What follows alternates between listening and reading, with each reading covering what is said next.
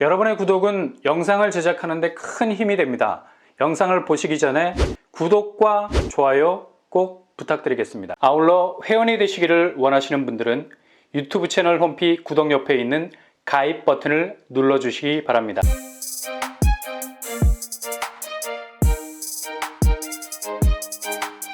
안녕하세요. 뻔뻔한 목도빠입니다. 무려 5배가 증가했습니다. 이게 긍정적인 수치면 모르겠는데 거의 최악의 수치로 가고 있는 과도기적인 지표일 가능성이 있다는 점이죠. 즉 빨간 물이 이만저만 들어오고 있는 시그널이 아니라는 얘기입니다. 바로 미분양 아파트를 말합니다. 불과 1년 새 전국의 미분양 아파트가 5배 정도로 급속하게 불어났습니다. 이건 거의 여름에 폭우가 쏟아지면서 개울이 불어나는 수준이죠. 잘못 휩쓸리면 생명도 위험해질 수 있는 조난을 당할 수가 있어요. 2023년 KB 부동산 보고서에 따르면 2021년 9월만 해도 13,000호 정도로 감소 추세에 있었던 미분양 아파트가 2022년 부동산 급락세와 맞물리면서 2022년 12월까지 68,000호로 크게 증가하는 수치를 보였습니다. 거의 악셀을 밟아도 풀 악셀을 밟은 거죠. 5배 이상으로 미분양 아파트가 늘어간다는 건데 이렇게 파죽지세로 미분양이 증가하게 되면 당장 PF, 건설대출 쪽에 구멍이 생길 수밖에 없는 아찔한 상황이 벌어지게 됩니다. 미분양은 곧 건설사의 유동성 위기로 맞물리게 되고 결국 사업을 진행하기 위해서 땡겨왔던 돈들이 그대로 증발이 되면서 말라버리는 현상이 일어나게 되죠. 분양을 통해서 자금을 확보할 수 있는 먹거리가 완전히 사라지기 때문입니다. 이건 그대로 제2금융권 중심으로 활발하게 진행되어 왔던 PF 대출의 심각한 자금 경색을 일으키게 되면서 그대로 메인 시중은행까지도 확대되는 악화일로를 걸을 수 있다는 얘기죠.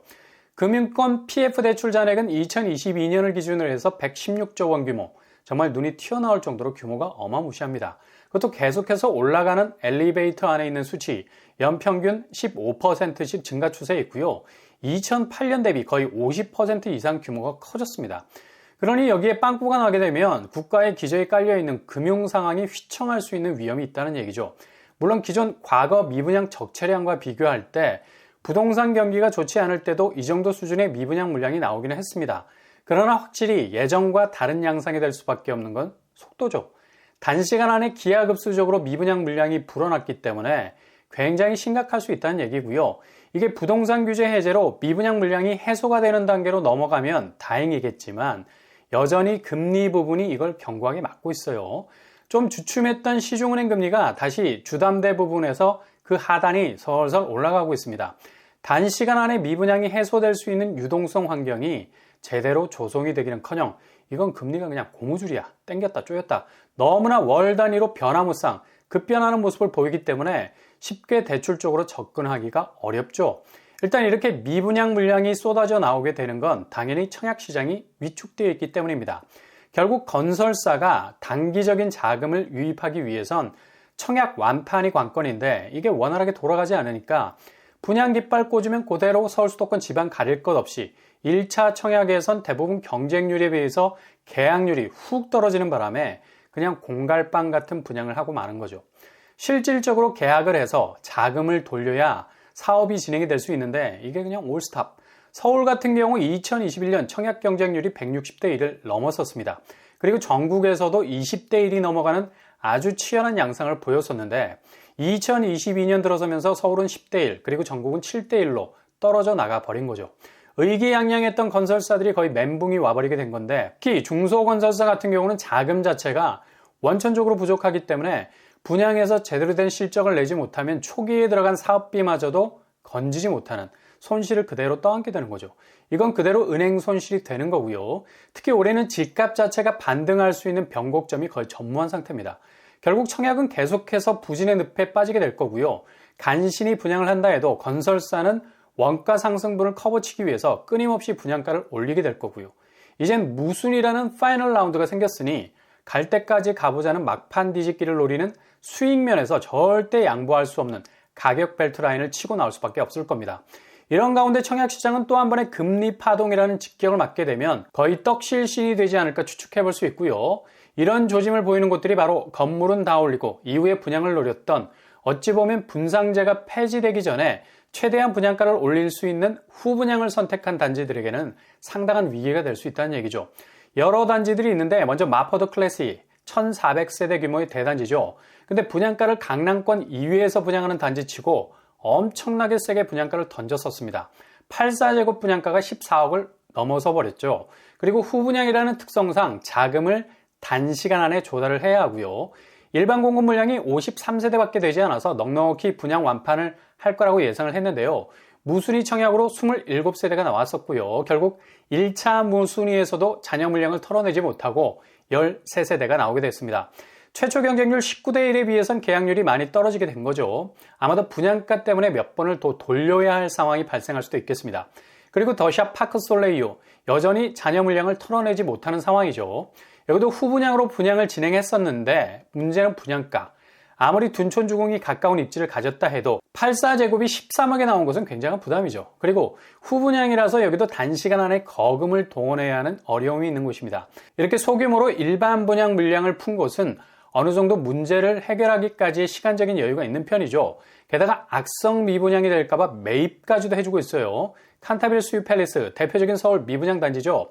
무려 80억을 들여서 36채를 임대주택으로 사용한다고 매입을 해줬습니다. 이거 정말 아니죠.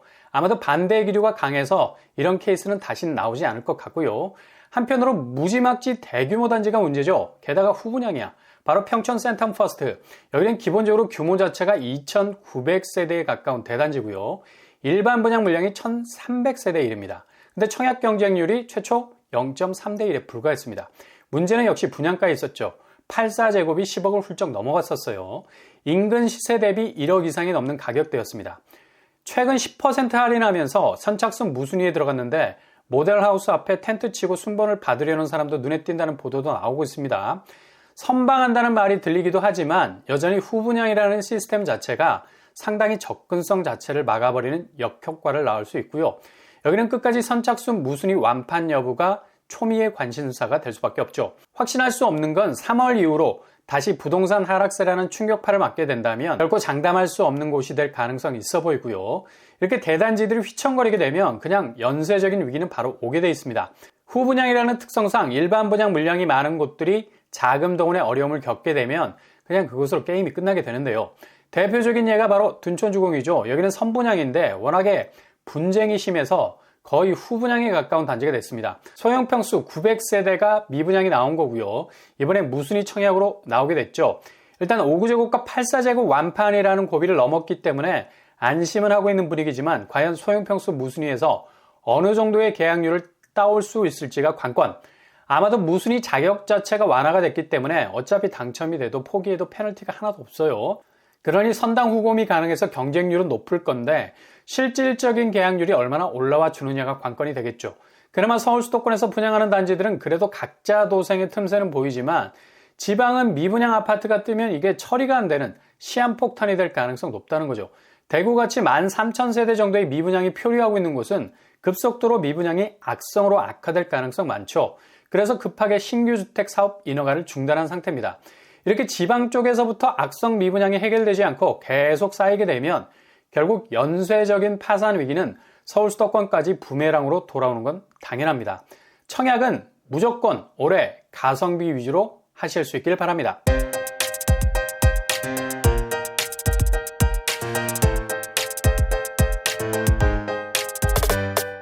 오늘의 부동산 캐릭터처 수천 세대에 달하는 분양단지들, 특히 건물을 다 올리고 발을 동동 구르는 건 이게 단지 분양 부진으로 끝날 문제가 아니라는 얘기죠. 연쇄 파산이라는 PF 위기를 불러올 수도 있는 겁니다. 아무튼 올해 집값 전망은 2022년도를 재현할 가능성 높습니다. 최대한 인내하면서 적절한 타이밍을 찾아 나가는 로드맵 그려나가실 수 있길 바랍니다. 이상 로반브라 목독방을 마치겠습니다. 구독과 좋아요 부탁드립니다. 감사합니다.